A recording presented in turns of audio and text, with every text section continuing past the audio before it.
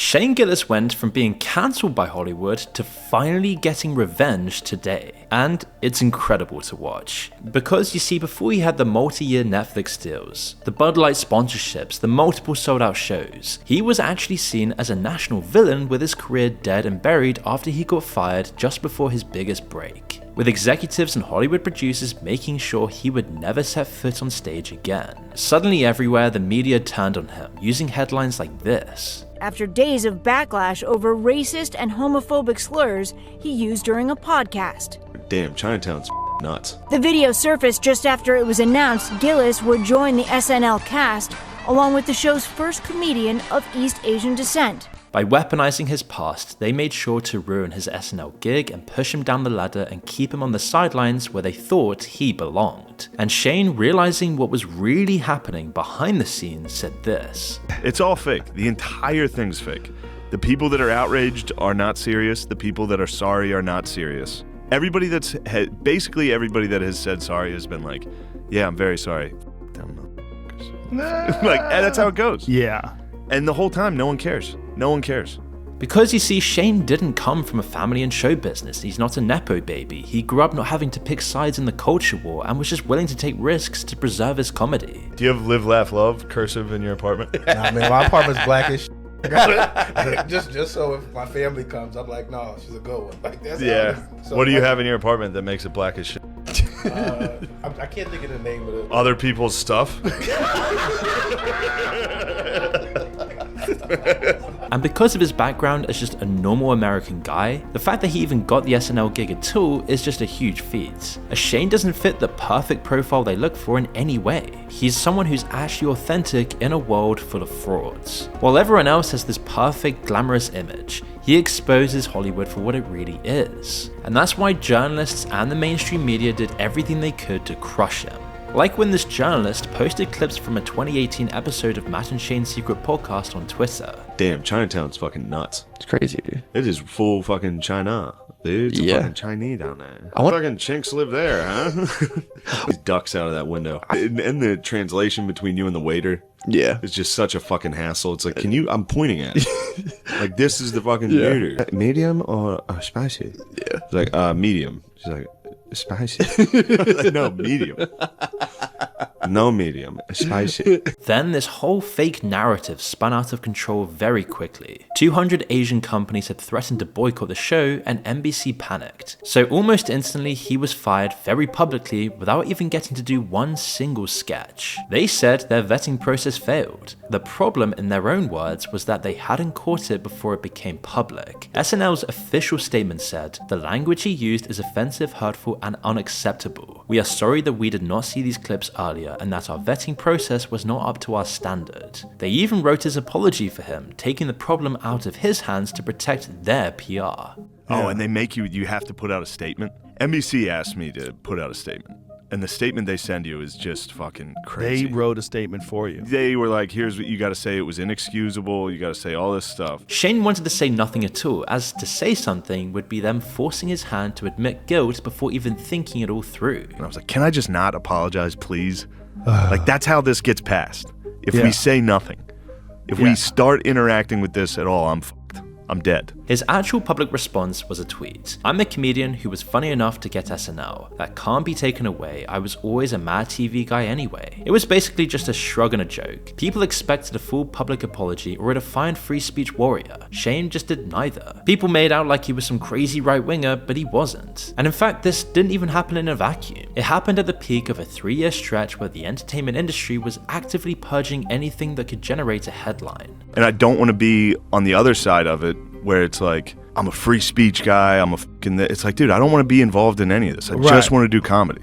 And what followed wasn't organic public outrage. When you look at who was doing it and why, it looks much less like moral reckoning and more like straight up opportunism. First off, for everyone smearing Shane as a right-wing bigot, his firing was gold and the media obviously reveled in it. But the journalists writing these takedown pieces weren't defended themselves. It was all just an automated response to comedy that took risks and actually exposed society for what it really is. This was never a genuine cancelling. The guy who originally surfaced the clips was a freelancer looking for his break. His Twitter says he writes about extremism in the comedy industry. He was then ripped apart by Norm Macdonald, who was also fired by SNL in the same way as Gillis. Quote, "Hey Shane, I'm so sorry. I can't even imagine how you must feel. The work it takes to get that show and to have it snatched away by some guy who does spoken bird poetry. Unacceptable. Please DM me, pal, when you have a moment. I'm so sorry." Here's what Shane said about that on the very same podcast he got fired over. I think there is, again, it sucks being serious, but I think there are, like, again, I'm not mad at anyone. I'm not even mad at the kid who wrote the story. I understand it. I'm mad at him. Get your money, bro. Yo, I'm about him. Who do you think slid him the dossier? Stack that bread. You're like, yeah. One lady wrote an article to CNN. I talked to her yesterday. Did you really? And I was like, I wasn't mad. Again, I told her the same. Like, I'm not mad at anyone. It's all pimping, dude. Dude, it's been pimping. Everybody's been pimping. Of course, everybody's doing what they have to do. Sure. And but she was like, yeah, I have a book coming out next year. I was like, oh, there it is. Shane saw it as a class takedown. He's a working class guy from the Rust Belt who got handed a microphone inside the depths of the American media, and the institution flinched before he even spoke into it. Journalists from the big name legacy outlets like the New York Times, the Hollywood Reporter, the BBC are often only strongly aligned with the status quo and sensitive to anyone outside of that. Shane said as much himself. I hate journalists, dude. Oh, that's I hate journalists LA Times so and New York Times, it's the worst. Yeah, it's like, what are you doing? Knock it off. Yeah. Why? Why are you trying to f somebody up? Compared to everything else that happens in the industry, they seem to cover it up so happily. They'll passively sweep away all the crimes of the elites, but when it comes to one working class guy, he's a perfect scapegoat. A scapegoat for all the apparent problems in society. This is why we saw things like a New York Times journalist trying to condemn him by tweeting one of his old jokes. That woman who secretly fought in the Civil War were flat-chested bitches. She published it as evidence of how terrible he was. They kept trying to get us in more trouble by finding old quotes. Oh. And every once in a while they would miss and they wouldn't be offensive and it would just be funny. Mm-hmm. And they would publish them. Like a lady from the New York Times was they're like, the worst. He called civil women who fought in the Civil War secretly flat-chested bitches. Oh, she like tweeted that and people were like, this is pretty funny stuff. She was like, it's not funny. What she really did is accidentally market the joke to millions of people who would never have heard of Matt and Shane's secret podcast. And you can see how it's just an ironic, fake circle of events. Someone's offensive, the press attacks them to align with the establishment and sell headlines promoting the very subject of their attack to begin with. The problem is, though, is when they write those articles, when they write an article that says a slur, like this guy used this slur, then normal people who obviously would have never heard Matt and Shane's secret podcast are like, holy shit. He said, like, they're just in the New York Times. It's like, here's the word that guy said that's bad. Right. That would have never reached these people ever. Matt and Shane's secret podcast became the #1 most subscribed podcast on Patreon. 80,000 paying subscribers built entirely outside of corporate media. Since the months after SNL, our listenership probably quadrupled. Yeah, for sure. Because then people heard about it and watched it. So it's helped the podcast. Like, this is actually funny.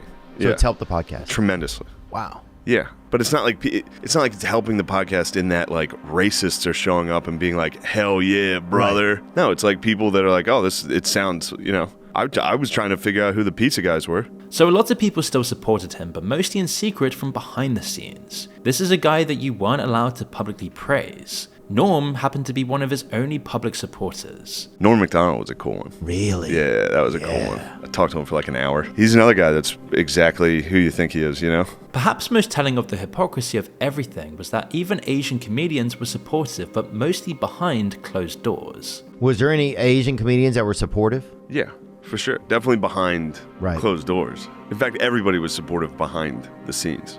Right. People publicly endorse positions they privately disagree with because the social cost of dissent is too high. It's basically a system where the cost of honesty is higher than the cost of silence, which Theo Von points out. No one really cared about what you said. Yeah. Right. I never once was confronted by one person that cared. Really? It was always just like, well, you should have been fired. You can't do it. It's like, all right, whatever. It's kind of weird. It's like this invisible rule book. And it's immediately apparent that the dog-eat-dog world of comedy only made Shane's situation more intense and polarized. Stand-up comedy is said to be very lonely. You're up on the stage on your own with no one to back you in the moment except the audience. So you really get a sense of people ganging up on you.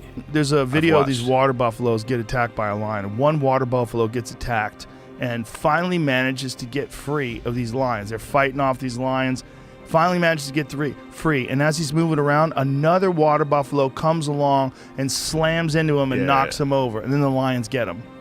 And I'm like, that is comedy. In this same chat, Rogan pretty much hits the nail on the head.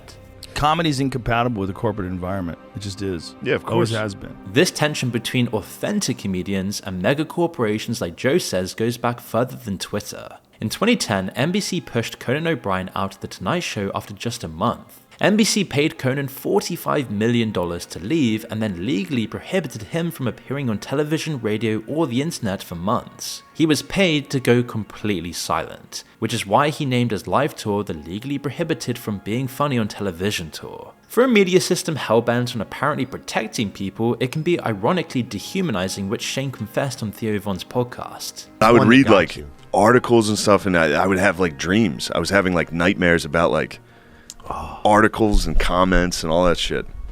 It was crazy. Damn. Yeah. His family in Mechanicsburg was getting death threat letters from strangers. They had no idea what any of this even was. They were just normal working class Americans. And their son succeeding in comedy was the first thing they'd been proud of. So imagine how brutal it was to have the rug pulled out from under their son for the very close to the wind jokes that made him so popular in the first place. My family's getting letters from fucking dudes. It's like, we're gonna kill you. And my family has no idea, like, what this is. Right. You know, my parents, they don't know shit. I'm like, I got JFL. They're like, what the f*** is that? Then when you say, like, I'm on SNL, they're like, finally, we can be proud of this loser. And then, like, 4 days later, the whole world's like, your son's a racist piece of shit. My God. Yeah. Then there was the surreal gap between who you actually are and the version of you that exists on the news. It's easier to navigate if you're some sort of Nepo baby or Hollywood adjacent, not so much if you're not born into that world. And then I come back inside of my shitty apartment with my roommates, with my 35-year-old male roommates, and I sit back down, turn the news on, and it's like, piece of shit, Shane Gillis was fired, bro. What a terrible person he is. On stage, the paranoia crept in. Like, you go on stage and people are like, oh shit, this is, you know. This is who this is. This is a guy. Oh, wow. So you went I had zero. But then it's in your head when it's happening. Because, like, you see people, like, at any show, people talk to each other, like, whisper at the table, and they're like, are you fucking talking about me, motherfucker? And they're like, who are you? I'm like, you know. It messed with the ability to trust people, and through all of it, the crippling self-doubt. It's very, very crazy. I don't know. It's tough to, there's not many people that you can even talk to about it. You know? Because it fucks you up a little. Like, it makes you, like, not trust people and shit for a while. When you're getting canceled, you're like, I love you. We love each other, right? Like, it's like you want everyone to like you because you're getting destroyed publicly. I think a lot of comedians feel bad. I feel bad. Yeah. I feel bad most of the time. Yeah. Tim Dillon eventually called out the hypocrisy on the whole situation since the true intention is just so blatant. All of these people tweet about mental health every day and how important is self-care, and then they're trying to tweet you out of a window. They're trying to tweet you to kill yourself. And it, to me, like, the hypocrisy is so deep and thick. As a comic, I look at it and I'm like, this is wild. You guys are the tolerant ones. It was already obvious at this stage that Shane is someone with humility and humanity, and surprise, surprise, his authenticity is a big reason for his success to begin with. Making a mistake as he did doesn't make someone unrelatable, in fact it does the opposite. People from all sides were far more forgiving than the media would have everyone believe. In fact, it just became obvious who the real villain in the story was. Even the former Democrat Andrew Yang became one of Shane's unlikeliest supporters, telling CNN that America has completely lost its grip on what offensive even means. I believe that our country has become excessively punitive and vindictive about remarks that people find offensive or racist, and that we need to try and move beyond that if we can, particularly in a case where the person, you know, is in this case, to me, like a comedian whose words should be taken in a slightly different light. He said he'd be happy to sit down with Shane and discuss it, which actually happened weeks later. I don't know, it seems phony to me. You know I didn't mean it. So it's hard for me to be like, now I need to re-educate myself. It's like, no, dude, it's... That's probably very genuine and often the case in a lot of these instances where the person, like, you know, what it is when you say it seems phony. For a lot of these people, it's like, look, the team says, like, this is how you get out of this. This is the PR move.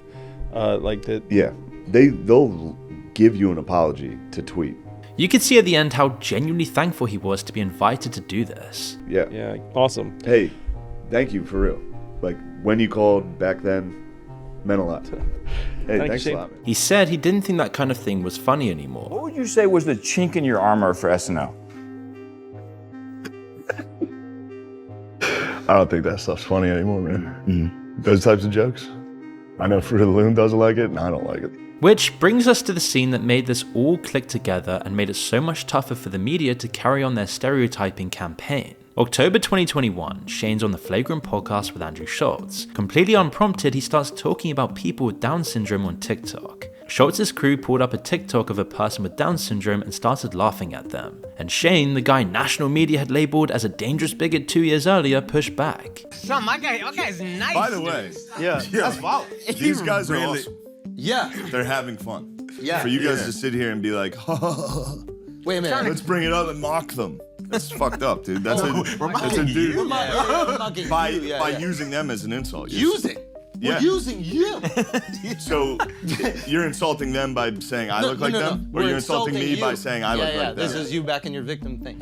No, I'm not being a victim. I'm saying the jokes you're doing it's not like It's not PC. that's not cool. The comedian the media said was dangerous, the one they said needed removing from public life to protect vulnerable people, turns out to be the only person in a room full of professional comedians who stops to protect someone vulnerable. And you see the streak run all the way through Shane's self-deprecating comedy. When it comes to stuff like race, politics, or whatever else, and the whole point is that it actually tends to unite people rather than divide them like some really wish it did. It did help that he had family members with Down syndrome too. Slowly, common sense started to prevail around his career, and YouTube had a lot to do with this. His 2021 free YouTube special hit 51 million views. In 2023, the Netflix special Beautiful Dogs became #1 on the platform. In 2024, he was back on SNL. Most of you probably have no idea who I am. I was fired from this show a while ago, but if, don't look that up. 2025, back on SNL again. He hosts the ESPYs. He's got a Bud Light Super Bowl commercial. The show Tires is renewed for season 3. Look, I get it. You guys are pretty liberal here. 2026, a multi-year overall Netflix deal. Lincoln Financial Field gig announced, the biggest stand-up comedian in the country. A Netflix executive described him as having raw, unfiltered energy. The exact quality that got him fired, now repackaged as a corporate selling point. All while the culture changes and we move away from this awful woke era. The traits that were liabilities got rebranded as differentiators once they were safe enough to sell. The common man working class personality now became a way to reach millions of Americans. Dana Carvey said, the comments, what's great about Shane is he's got 30 points of IQ that he's not letting the audience in on. I think our listeners should understand this new idea of homemade show business where you don't have a corporate master and you're just doing stuff off the grid and you create this empire. During this process, Shane has also started to kill off any well-defined label the media had created for him. Variety, CNN, Jezebel, The Daily Beast, NBC News. They kept denigrating him as a bigoted conservative comedian, even as his audience sat at 39% independent, 26% Republican, and 20% Democrat, even as he sat on Rogan in December 2025 and said this about ICE. There's certain things the administration does that I'm just like, damn, you can't defend it. I don't think it's the administration necessarily, but they've definitely allowed it to happen where like fucking ICE is making funny videos about deporting people. Yeah. And then like shit like this, it's like, damn, dude, that's fucking terrible. The truth though, it's like, yeah, sure, illegal immigration's, we should fix that. Yeah. Don't fucking make it funny. Yeah, it's a serious thing. It's a serious thing you're doing. Yeah. Whenever you give a quota to enforcing a law, that's bad news. You get into weird territory. That's when cops pull people over for bullshit. Yeah. He's joked about Obama, he's joked about Biden, and he's definitely joked a lot about Trump. In his specials, he punches in every direction. He does a bit about visiting George Washington's plantation and discovering the guy had a dungeon and teeth pulled from enslaved people. He does a bit about his dad's Fox News addiction. Watches it every night. Like every Fox News dad, my dad watches Fox every night until he can't. That's how long they watch. They watch every night until they get so angry they have to go to bed. And then he turns it on himself and his own generation doing the exact same thing with their phones. He mocks the performative wokeness that saturated our culture. He mocks gun culture. This is all uncomfortable because it's way easier for the media to stick you on one side or the other. That's how the coverage works, how algorithms work, how outrage monetizes. When someone won't sort, it breaks the model. There's no clean headline for a guy who defends people with Down syndrome, calls ICE psychos, mocks Fox News dads, and also used slurs on a podcast with his mates. Like right now, like with me trying to sell anything or like work on anything, like a show or anything, people are very like, well, we like you, but, you know, we can't get in trouble. Right. It's like no one cares about, nobody's like, the reason we're not picking you up is because what you did was wrong. They're just like, well, we don't want to get in trouble.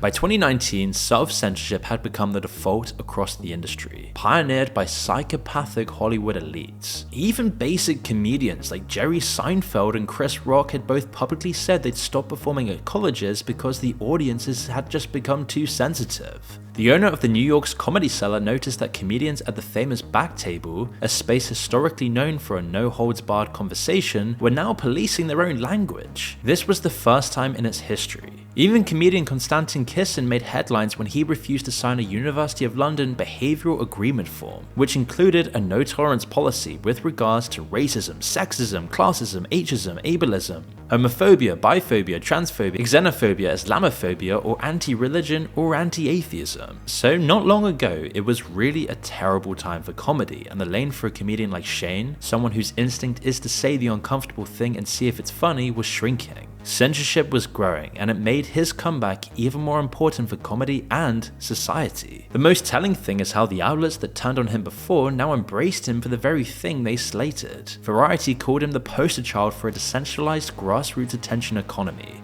that allows some entertainers to build thriving careers without gatekeepers as blessings. They said he's made a point of accomplishing all of this without capitalizing on grievance over so-called cancel culture. So what did Shane Gillis actually reveal? Outrage is a professional construct in modern society, not personal as it's often billed to be. The media is simply constructing categories that serves its business model, oftentimes even being sponsored to do so by certain companies, individuals, or even governments. And this whole system relies on people being reducible. This makes it far easier to demonize a working class guy than it is something far darker, more systemic, and inclusive of those who wield true power. Not a victim, not a cultural warrior, not a conservative comedian. A guy from small town Pennsylvania who got fed into a machine that reduces people into a single label, but just kept on being himself until common sense won out.